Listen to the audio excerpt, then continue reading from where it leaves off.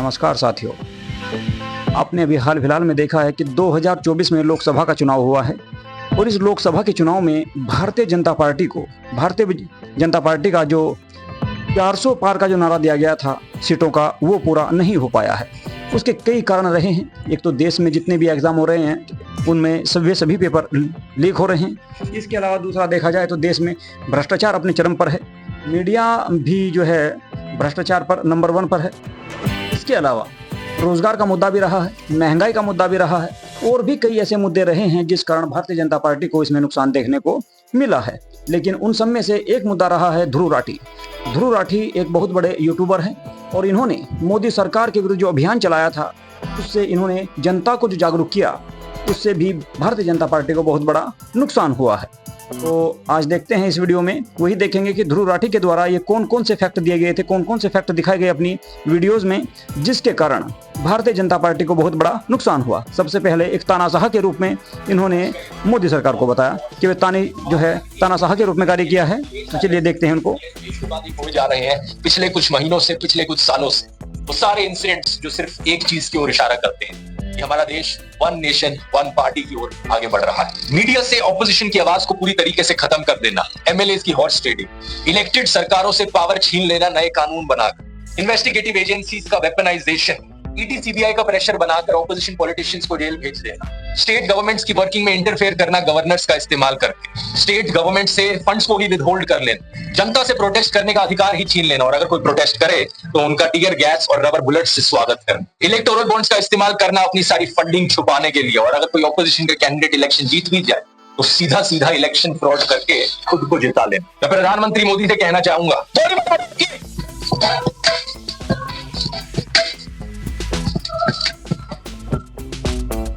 दिन तक कोई एक्शन नहीं लिया और 21 दिन के बाद इलेक्शन कमीशन ने अपनी क्लीन चिट दे दी। रूल्स क्लियरली लिखे हैं, उन्हें वायलेट किया जा रहा है, लेकिन फिर भी क्लीन चिट। एकलौती क्लीन चिट नहीं है, प्रधानमंत्री मोदी को कम से कम 4 अलग अलग केसेस में ऐसी क्लीन चिट्स मिली। अमित शाह ने राहुल गांधी की कॉन्स्टिट्यूएंसी को पाकिस्तान से कंपेयर किया, ये भी करना रूल्स के खिलाफ है, लेकिन इलेक्शन कमीशन ने इसमें भी क्लीन चिट दे दी। कुल मिलाकर 7 ऐसे केसेस हैं जिसमें मोदी और शाह को क्लीन चिट मिली हुई। एनडीटीवी ने उस वक्त ये भी रिपोर्ट किया था कि 3 इलेक्शन कमिश्नर्स में से एक इलेक्शन कमिश्नर ने डिसेंटिंग राय अपनाई इन 7 में से 5 केसेस, यानी एक इलेक्शन कमिश्नर ऐसे थे जिनका मानना था कि यहाँ क्लीन चिट नहीं मिलनी चाहिए। बाद में पता चला कि इन इलेक्शन कमिश्नर का नाम था अशोक लवासा। पता है इनके साथ आगे जाकर क्या हुआ? इनकी पत्नी, बेटे, बेटी, बहन सभी को सरकारी एजेंसियों के नोटिस आ गए। सिटीजन कमीशन ऑन इलेक्शंस ने अपनी रिपोर्ट में बताया कि अशोक लवासा को धीरे से इलेक्शन कमीशन से बाहर कर दिया। जरा सोचिए, ये एक इलेक्शन कमिश्नर के बारे में बात हो रही है, ये एक डेमोक्रेसी है या डिक्टेटरशिप? डेमोक्रेसी के अंदर separation of powers, independence of institutions, एक ऐसी चीज है जिसके बारे में आपने स्कूल में पढ़ा हो।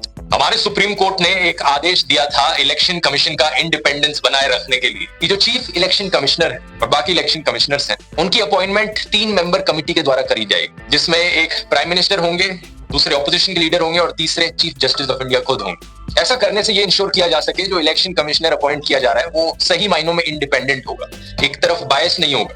लेकिन कुछ ही महीने पहले सरकार एक नया लॉ लेकर आई जिसमें सरकार ने कहा कि इस कमिटी से चीफ जस्टिस ऑफ इंडिया को हटाओ, हम अपना ही एक मिनिस्टर और रखेंगे इस कमिटी में। तो 3 मेंबर की कमिटी में अब 2 लोग सरकार के खुद ही हो गए जो इलेक्शन कमिश्नर को अपॉइंट करेंगे। अगर बीजेपी की नीयत साफ है तो फिर ऐसा कानून क्यों बनाया गया? क्यों सरकार यहाँ पर इलेक्शन कमिश्नर के अपॉइंटमेंट को भी कंट्रोल करना चाहती है? इस चीज को बाद में सुप्रीम कोर्ट में चैलेंज किया गया था, लेकिन सुप्रीम कोर्ट ने यहाँ कोई एक्शन नहीं लिया, ये कहते हुए कि सेपरेशन ऑफ पावर्स है। अगर सरकार एक कानून बना रही है तो सुप्रीम कोर्ट उसे इस तरीके से स्ट्राइक डाउन नहीं करना। इससे नहीं माना कोई एमएलए तो दूसरा तरीका है इन्वेस्टिगेटिव एजेंसीज, ईडी का इस्तेमाल करना, ईडी की वेपनाइजेशन। पिछले साल 14 पॉलिटिकल पार्टीज ने सुप्रीम कोर्ट में कंप्लेन करी थी कि कैसे सरकार सीबीआई और ईडी का इस्तेमाल कर रही है ऑपोजिशन लीडर्स के खिलाफ। उन्होंने बताया कि 3000 से ज्यादा रेड्स करी है इन्होंने पॉलिटिकल लीडर्स पे। 2014 से अगर कंपेयर करो तो 4 गुना का जंप देखने को मिला है ईडी केसेस में जो पॉलिटिशियंस के खिलाफ चल रहे हैं और 95% केसेस सिर्फ ऑपोजिशन पार्टीज के खिलाफ। ईडी ने जवाब में कहा कि हमारा कन्विक्शन रेट बड़ा हाई है, 96% का कन्विक्शन रेट है, क्योंकि 25 केसेस के ट्रायल्स कंप्लीट हो चुके हैं और 24 केसेस में कन्विक्शन देखने को मिला। लेकिन सच्चाई पता है क्या है? 2005 से लेकर आज तक टोटल में 5900 से ज्यादा केसेस रजिस्टर किए हैं ईडी ने। ट्रायल सिर्फ 25 केसेस में हुआ, कन्विक्शन सिर्फ 24 केसेस में, यानी कि सिर्फ 0.5% केसेस काम के निकले। जब भी किसी ऑपोजिशन पॉलिटिशियन पर करप्शन का आरोप लगता है और वो बीजेपी ज्वाइन कर लेता है, अचानक से वो साफ हो जाता है, सारे केसेस उसके खिलाफ ड्रॉप कर दिए जाते हैं। किसी ने इसके ऊपर एक पोएम भी लिखी थी, washing powder Modi, washing powder Modi, झूठ और फरेबी सब छुप जाए।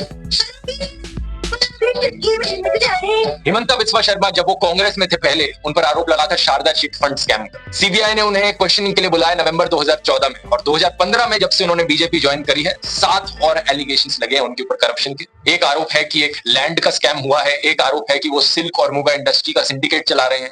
लेकिन जब से बीजेपी इन्होंने ज्वाइन करी, कोई इन्वेस्टिगेशन नहीं हो रही इनके ऊपर। वैसे पॉलिटिशियन की लिस्ट बहुत लंबी है जो बीजेपी वॉशिंग मशीन के अंदर घुसे हैं। शुभेंदु अधिकारी, जितेंद्र तिवारी, नारायण राणे, ये जिन पर आईटी या ईडी की रेड पड़ी थी। तो क्या यहाँ पर इन कंपनीज को धमकाकर उनसे पैसा भी एक्सटॉर्ट किया जा रहा है? क्या हमारी इलेक्शंस फ्री और फेयर तरीके से हो रही? यहाँ मीडिया का भी एक बड़ा इंपॉर्टेंट रोल आता है। फेयर इलेक्शंस का मतलब है कि रूलिंग पार्टी के पॉलिटिशियंस और ऑपोजिशन के पॉलिटिशियंस दोनों को अपनी बात रखने का मौका दिया जाएगा, दोनों को मोर और लेस इक्वल कवरेज मिलेगी मीडिया पर।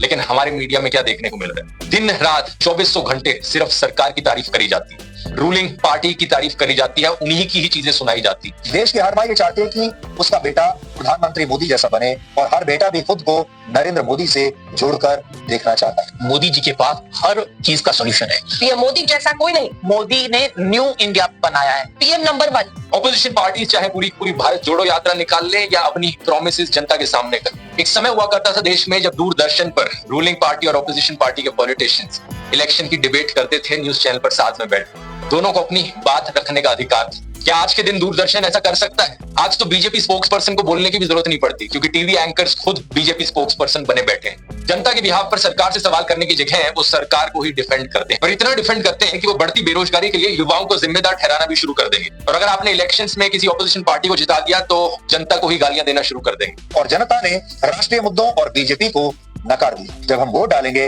तो वोट इस चीज पर डालेंगे कि मुफ्त में कौन कौन सी चीज कहां पर लगी हुई है। एनडीटीवी आखिरी टीवी चैनल था जो हिम्मत करता था सरकार से सवाल करने की।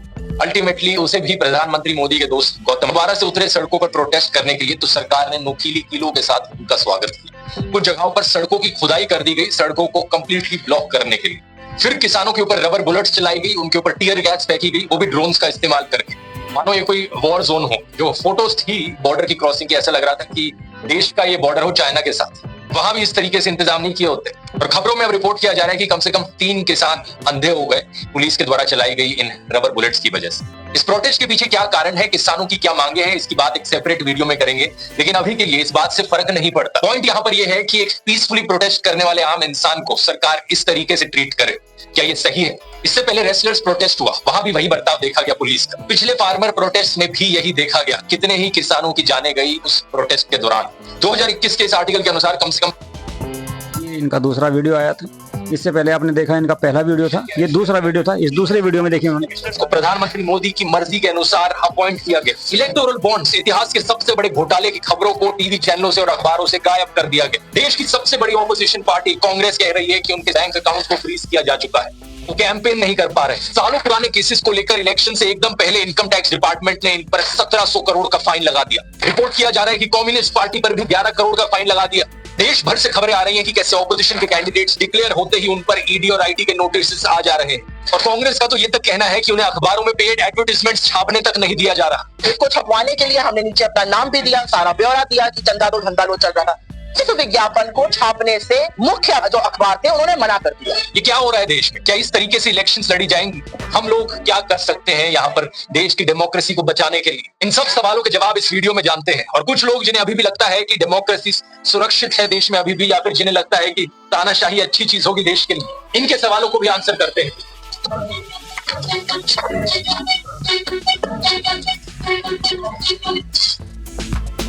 वीडियो शुरू करने से पहले आजाद भारत के इतिहास में पहली बार है कि किसी सिटिंग चीफ मिनिस्टर को अरेस्ट किया गया हो, और वो भी तब जब कोर्ट में कोई गुनाह साबित तक नहीं हुआ।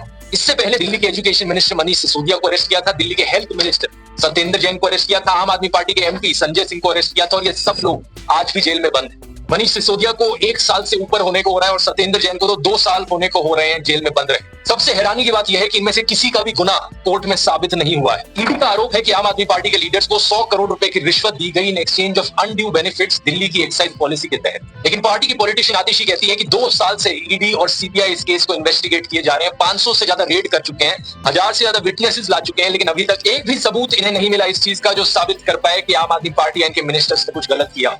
मनीष सिसोदिया के लॉयर ने यही चीज बताने की कोशिश करी थी दिल्ली हाईकोर्ट को कि यहाँ पर कोई मनी ट्रेल नहीं है। इनफैक्ट इस पॉलिसी से देश की जनता जनता को फायदा हुआ क्योंकि सरकार का रेवेन्यू बढ़ गया था इस पॉलिसी की वजह से, जिसको बाद में इस्तेमाल किया जा सकता स्कूल और अस्पताल बना। ये दूसरा इनका वीडियो आया था जो डरा हुआ डिक्टेटर इसमें इन्होंने दिखाया।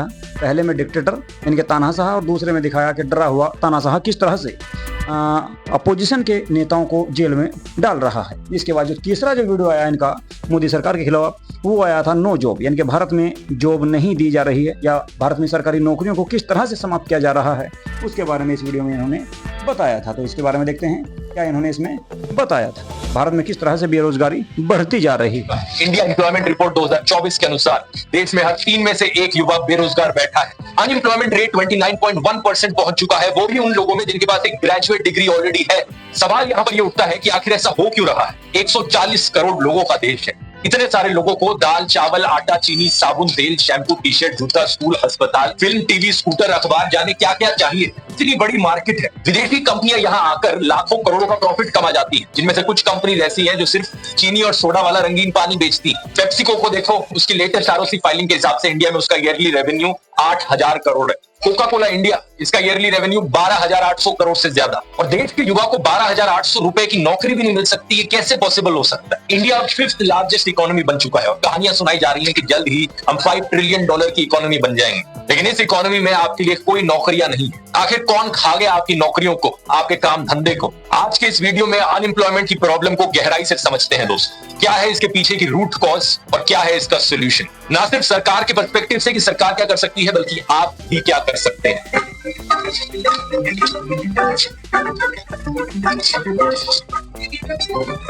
सबसे पहले सरकार की क्लास लगाते हैं। प्रधानमंत्री मोदी ने करोड़ों जॉब्स देने की प्रॉमिस करी थी, क्या आपको याद है दोस्तों? लेकिन हमारे कुछ मीडिया चैनल्स की माने तो उन्होंने ये वादा कभी किया ही नहीं था। मजाक नहीं कर, एबीपी न्यूज ने इसको लेकर एक फैक्ट चेक किया था। उन्होंने कहा कि पीएम मोदी ने तो सिर्फ इतना कहा कि कांग्रेस ने रोजगार नहीं दिया, उन्होंने ये थोड़ी कहा कि हम रोजगार देंगे। क्या बीजेपी चुनावी वायदे के तौर पर कहीं कभी हर साल 2 करोड़ नौकरी देने का वादा नहीं किया था? इसीलिए मोदी सरकार पर हर साल 2 करोड़ नौकरी न दे पाने का आरोप झूठा साबित हुआ है। क्यों एबीपी न्यूज वालों ये बताओ जरा, ये किस पार्टी की पॉलिटिकल कैंपेन है? युवाओं को बेरोजगार रखने वालों, जनता माफ नहीं करेगी। चलो हालात बदले, देश की सरकार बदले। ये ऐड दोस्तों बीजेपी हरियाणा ने चलाई। पिताजी ने हमेशा पढ़ने को बढ़ावा दिया पर नौकरी ना मिली। विकास हो तो ही नौकरी निकले ना। बस जाग उठा है हरियाणा। आज की सच्चाई पता है क्या है? मुझे बड़ा दुख होता है बताते हुए दोस्तों, इन्होंने हरियाणा को बेरोजगारी में नंबर 1 बना दिया। दिसंबर 2022 के सीएमआई डेटा के अनुसार हरियाणा में अनएम्प्लॉयमेंट 37.4% पर है, यानी कि पूरे देश में सबसे ज्यादा अनएम्प्लॉयमेंट यहाँ है। लेकिन बात सिर्फ हरियाणा की नहीं है, क्योंकि प्रधानमंत्री मोदी ने जगह जगह जाकर बार बार जॉब्स का वादा किया। इस 8 साल पुरानी क्लिप को देखो। हमने मेक इन इंडिया का विजय जल अभियान चलाया है और नौजवान अपने ही इलाके में रोजगार कमाए ताकि शाम को अपने माँ बाप के पास जाकर के बैठ सके। न्यूज चैनल वालों को ये 7 साल पुरानी क्लिप भी देखनी चाहिए, जहां पर प्रधानमंत्री 1 बिलियन नौकरियों की बात कर रहे हैं। Our aim is to create jobs for more than 1 billion young people. हमारे सारे टीवी न्यूज चैनल्स या तो बेरोजगारी की बात करेंगे ही नहीं, और अगर करेंगे तो पूरा खून पसीना बहा देंगे सरकार की इमेज बचाने में। जैसे कि इन सुधीर चौधरी को देख लो, इन्होंने करीब 1 साल पहले ये प्रोग्राम किया, सबको सरकारी नौकरी क्यों चाहिए। ये आम जनता को ही डांटने लग गए, कहने लगे कि तुम्हें सरकारी नौकरी इसलिए चाहिए क्योंकि तुम्हें ऊपर की कमाई करनी है, यानी रिश्वत लेनी है। सरकारी नौकरियों की चाट के पीछे एक बड़ी वजह रिश्वत भी। सरकारी नौकरी में अगर पैसा कम भी हो तब भी कई कर्मचारी रिश्वत लेकर अच्छा खासा पैसा कमा लेते हैं। और 2019 में हुए एक सर्वे में हर 2 में से 1 भारतीय ने ये माना कि उन्होंने अपना काम करवाने के लिए किसी न किसी सरकारी कर्मचारी को रिश्वत दी। यानी सुधीर भाई के अनुसार प्रधानमंत्री मोदी का जो नारा था, न खाऊंगा न खाने दूंगा, ये जुमला है। और मेरा तो मंत्र है, न खाऊंगा न खाने दूंगा। और यहाँ ये कह रहे हैं कि यूथ स्किल्ड नहीं है। स्किल्ड ना होना भी एक बहुत बड़ी वजह। इसके पीछे जिम्मेदारी किसकी है? सुधीर भाई, क्या ये मान लें कि प्रधानमंत्री मोदी का स्किल इंडिया वो भी एक जुमला था? भारत में बहुत सारे लोग परीक्षा देकर, पैसा देकर, किसी नेता की सिफारिश लगाकर किसी भी तरह से सरकारी नौकरी पाना चाहते हैं। और इसकी सबसे बड़ी वजह यह है कि सरकारी नौकरियों में काम के घंटे बहुत ज्यादा नहीं होते, काम के घंटे तय होते हैं, छुट्टियां जी भर के मिलती हैं। मतलब सुधीर भाई के अनुसार आप लोग, देश के युवा, कामचोर हो और आलसी हो। ग्राउंड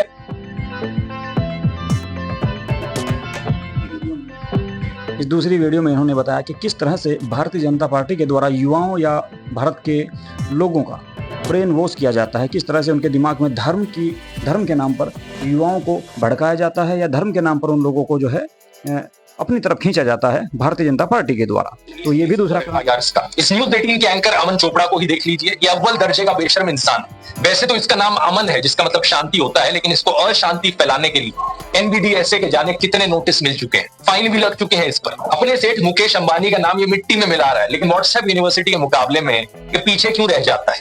क्योंकि एफआईआर का डर होता है। राजस्थान में हो रही मंदिर की डिमोलिशन को लेकर अमन चोपड़ा ने फेक न्यूज फैलाई थी। अपने प्रोग्राम में इसने कहा कि कैसे मस्जिद के गेट को जब बुलडोजर ने तोड़ा जहांगीरपुरी में, तो राजस्थान में उस वक्त की कांग्रेस सरकार ने बदला लिया राजस्थान में एक मंदिर को तोड़कर। यही झूठी खबर बीजेपी राजस्थान ने भी फैलाई थी। कई मीडिया ऑर्गेनाइजेशंस ने इस बात को फैक्ट चेक किया था और इसे झूठा साबित कर दिया था, जैसे क्विंट ने। असलियत में इस मंदिर को पहले तोड़ा गया था और जब ये हुआ था तब म्यूनिसिपैलिटी में बीजेपी के मेंबर्स थे। जब ये बात सामने आई तो बीजेपी राजस्थान ने तो अपना ट्वीट डिलीट कर दिया, लेकिन अमन चोपड़ा के खिलाफ 3 एफआईआर फाइल करी गई, धर्म के नाम पर लोगों को भड़काने के लिए, कम्युनल हार्मनी डिस्टर्ब करने के लिए। राजस्थान की पुलिस अमन चोपड़ा को अरेस्ट करने भी आई थी, लेकिन फिर यूपी की पुलिस ने इंटरवीन कर लिया और अमन चोपड़ा किसी तरीके से बचकर निकल गया। अर्नब गोस्वामी का भी यही हाल है। आपने खबर सुनी होगी महाराष्ट्र के पालघर में कि कैसे 2 साधुओं और उनके एक साथी की लिंचिंग हो गई थी। इसके पीछे कारण था सोशल मीडिया पर फैली अफवाह कि वो चाइल्ड किडनैपर थे। इसके चलते पुलिस ने 101 लोगों को अरेस्ट भी कर लिया था, लेकिन इसके एकदम बाद व्हाट्सएप यूनिवर्सिटी पर एक झूठा मैसेज फैलाया जाता है। ये कहा जाता है कि इन साधुओं को तो एक्चुअली में मुस्लिम्स ने मारा। उस वक्त के होम मिनिस्टर अनिल देशमुख ने ये बात क्लैरिफाई भी करी थी कि 101 लोगों को जिनको अरेस्ट किया गया उनमें से एक भी मुस्लिम नहीं था। लेकिन इस झूठ को रिपब्लिक टीवी के एंकर अर्नब गोस्वामी ने बेशर्मी से अपने चैनल पर फैलाया। Of the killing of 2 Hindu sadhus wearing saffron clothes easily identifiable, she insists this is not communal at all. Does it make any sense to you? नतीजा ये हुआ कि अर्नब के खिलाफ एक एफआईआर दर्ज करी गई। सेम कहानी है अमीर देवगन की। न्यूज 18 के एक और एंकर, इन्होंने बहुत ही गंदी भाषा का इस्तेमाल किया सूफी सेंट ख्वाजा मोइनुद्दीन के खिलाफ। बाद में एक अपॉलॉजी भी ट्वीट करी थी, ये कहते हुए कि एक्चुअली में अलाउद्दीन खिलजी की बात करना चाह रहे थे, लेकिन बाय मिस्टेक इनके मुंह से ख्वाजा मोइनुद्दीन निकल गया। लेकिन इस चीज को लेकर इनके खिलाफ एक एफआईआर दर्ज करी गई और सुप्रीम कोर्ट ने यह भी कहा कि इन्हें ट्रायल फेस करना हो। एक और एग्जांपल देखो, सुधीर चौधरी जब ये जी न्यूज पर काम करते थे, एक बड़ा ही नॉनसेंस फ्लो चार्ट व्हाट्सएप पर वायरल हो रहा था। इसमें एक झूठी थ्योरी दिखाई जा रही थी कि कैसे अलग अलग तरीके के जिहाद होते हैं। हार्ड जिहाद, सॉफ्ट जिहाद, कट्टर जिहाद, वैचारिक जिहाद, इकोनॉमिक जिहाद, आर्थिक जिहाद, हिस्ट्री जिहाद, मीडिया जिहाद। सुधीर ने बड़ी बेशर्मी से इस व्हाट्सएप यूनिवर्सिटी के झूठ को अपने टीवी प्रोग्राम पर दिखाने की कोशिश करी, लेकिन नतीजा इनके खिलाफ एक एफआईआर दर्ज हो जाती है इसको लेकर। तो गोदी मीडिया के एंकर्स अपनी तरफ से कोशिश पूरी करते हैं झूठी खबरें फैलाने की, समाज में नफरत का जहर घोलने की, रुपए के गिरने के फायदे बताते हैं, महंगाई पर सरकार को डिफेंड करते हैं। रुपए के गिरने के अगर नुकसान है तो कुछ फायदे भी। युवाओं को बेरोजगारी के लिए जिम्मेदार ठहराते हैं, आम जनता को मुफ्तखोर बताते हैं, किसानों को खालिस्तानी बताते हैं। लेकिन इन सब के बाद भी ये व्हाट्सएप यूनिवर्सिटी देखा जाए तो राम मंदिर बनाया गया आपका 2024 में 23-24 में। लेकिन यहाँ पर क्या हुआ कि अयोध्या के लोगों को अयोध्या में लोकसभा चुनाव में बीजेपी का जो उम्मीदवार था वो हार गया, इसलिए अयोध्या के लोगों को भी गद्दार बताया जा रहा है। अयोध्या के लोगों को मीडिया और सरकार या कुछ लोगों के द्वारा गद्दार बताया गया इसमें। इसके बाद मोदी की रियलिटी, ये आपका इनका 5वां वीडियो था। झोला लेके चल पड़ेंगे। लेकिन पूरी दुनिया में आपने ऐसा कोई फकीर देखा है जो 1,40,000 का चश्मा लगाता, खुद घूमते हैं 12 करोड़ की मर्सिडीज, मतलब भिक्षा मांगकर यहाँ पर फॉरेन टूर भी कर लिए और डिजिटल कैमरा भी खरीद लिया डिजिटल कैमरा के रिलीज होने से पहले। और नरेंद्र मोदी अपने आप को गरीब ही नहीं, बहुत गरीब परिवार का बताते हैं। मित्रों, मैं बचपन में रेल के डिब्बे में चाय बेचता था। वाह, क्या फकीरी है। वो भगवान है हमारे, हम उनकी पूजा करते हैं। सच तो ये है दोस्तों कि ये लोग हमारे हिंदू धर्म को ही तोड़ते। नमस्ते ट्रंप इवेंट हुआ था तो गरीबों को छुपाने के लिए एक 1600 फुट लंबी दीवार बनाई गई थी। जरा खुद सोचकर देखो, 1995 से लेकर 2020 25 साल से गुजरात में बीजेपी की सरकार, जिनमें से 3 बार तो खुद नरेंद्र मोदी ही चीफ मिनिस्टर थे, लेकिन इनसे गरीबी नहीं हटाई गई, उल्टा ये गरीबों को छुपाने लग गए। G20 समिट के समय दिल्ली में भी यही हुआ, कुछ बस्तियों को हरे पर्दे के पीछे ढक दिया गया, यानी कि इन गरीब लोगों की मूवमेंट को भी रिस्ट्रिक्ट कर दी। इसी के तहत ये पूरी दुकानें यहाँ से ढक दी गई हैं। जो थोड़ा झुग्गी टाइप घर थे उनको भी ढक दिया गया है यहाँ पर। सोचिए कि कितना डीह्यूमनाइजिंग है। कोई आपसे कहे इंस्टाग्राम अकाउंट देखिए जरा, प्रियंका चोपड़ा और निक जोनस की वेडिंग रिसेप्शन में गए, उन्हें बधाई दे रहे हैं। इस वीडियो को देखिए, विराट कोहली और अनुष्का शर्मा की वेडिंग रिसेप्शन पे जाकर उन्हें गुलाब दे रहे हैं। मलयालम एक्टर सुरेश गोपी की बेटी की शादी में गए, टाइम्स नाउ की एंकर नविका कुमार के बेटे की शादी में गए, मुकेश अंबानी ने हॉस्पिटल खोला तो वहां बधाई देने पहुंच गए। इस न्यूज आर्टिकल को भी देखिए, नरेंद्र मोदी ने गौतम अडानी के बेटे करण की ग्रैंड एंगेजमेंट सेरेमनी को भी अटेंड किया। तो बॉलीवुड सेलिब्रिटीज और अमीर सेठों की शादियों में जाने के लिए बहुत समय है इनके पास। हालांकि इसमें कुछ गलत नहीं है, इनकी मर्जी अगर ये जाना चाहें तो। लेकिन सवाल यहाँ पर ये, क्या केवल अपने भाइयों और परिवार को ही छोड़ना पड़ता है क्या देश के लिए? एबीसी के इस आर्टिकल को देखिए। अपनी दास रिपोर्ट करती है कि अक्टूबर 2023 में मोदी परिवार उनके भतीजे की शादी के लिए इकट्ठा हो रहा था, लेकिन एक इंसान वहां से गायब थे।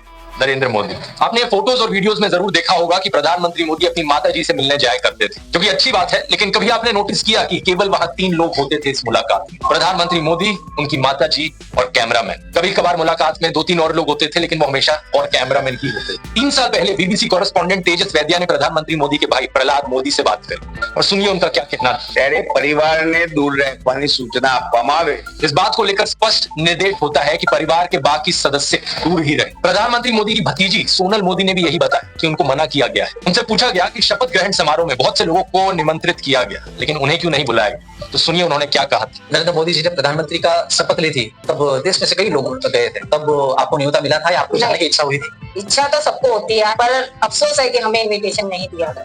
G20 की थीम रखी गई थी वसुदेव कुटुंबकम। वीडियो से ध्रुव राठी के जो ये लगातार 5 वीडियो आए हैं, इनसे क्या हुआ कि भारतीय जनता पार्टी को बहुत बड़ा नुकसान हुआ है। और सबसे अधिक नुकसान की अगर बात करें तो हरियाणा, पंजाब और उत्तर प्रदेश। उत्तर प्रदेश में लगभग आधी सीटों को जो है इन लोगों ने गंवा दिया, जबकि हरियाणा में अगर देखा जाए तो हरियाणा में 10 में से 5 सीटें ही जीत पाए, और पंजाब में एक भी सीट ये लोग नहीं जीत पाए। इसके बाद तो हिसाब ये हुआ कि जनता ने अब की बार वोट नहीं दिया, तो इन लोगों का जो है दिमाग ठिकाने आया। इन्होंने अग्निवीर योजना में बदलाव की योजना तैयार की है। अग्निवीर योजना में ये लोग अब जो है बदलाव करने जा रहे हैं। इसके अलावा दूसरी अगर बात करें तो योगी सरकार भी जो है पेपर लीक कानून को लेकर सख्त कानून बना रही है, और दोषियों को होगी इसमें उम्र कैद और 1 करोड़ का जुर्माना। ठीक है, इसके बाद अगर देखा जाए तो इस तरह से सरकार ने, उत्तर प्रदेश की सरकार ने अनेक परीक्षाओं की डेट घोषित कर दी है। जो उत्तर प्रदेश में जो परीक्षाएं थी, जैसे कि आरओ, एआरओ, इसके अलावा यूपी कांस्टेबल, अन्य बहुत सारी परीक्षाएं थी, जिनकी जो है यानी कि उत्तर प्रदेश की सरकार ने अब युवाओं को रोजगार देने के लिए अनेक जो है परीक्षाएं निकालने का संकल्प पूरा किया है या संकल्प पूरा करने जा रही है, और उनकी डेट भी घोषित कर दी गई है। लेकिन हाल फिलहाल में जो ये वीडियो आई थी आपकी ध्रुव राठी की, तो इनसे जो है बीजेपी सरकार को बहुत बड़ा नुकसान हुआ है। अब देखते हैं कि बीजेपी सरकार ध्रुव राठी पर क्या एक्शन लेती है। जैसे कि आप जानते हैं कि हाल फिलहाल में जो है हमारे प्रधानमंत्री जी या नरेंद्र मोदी जी की सरकार बन चुकी है, तो हो सकता है कि उन पर कोई कार्रवाई हो, क्योंकि उनकी वजह से भारतीय जनता पार्टी को बहुत बड़ा नुकसान हुआ है।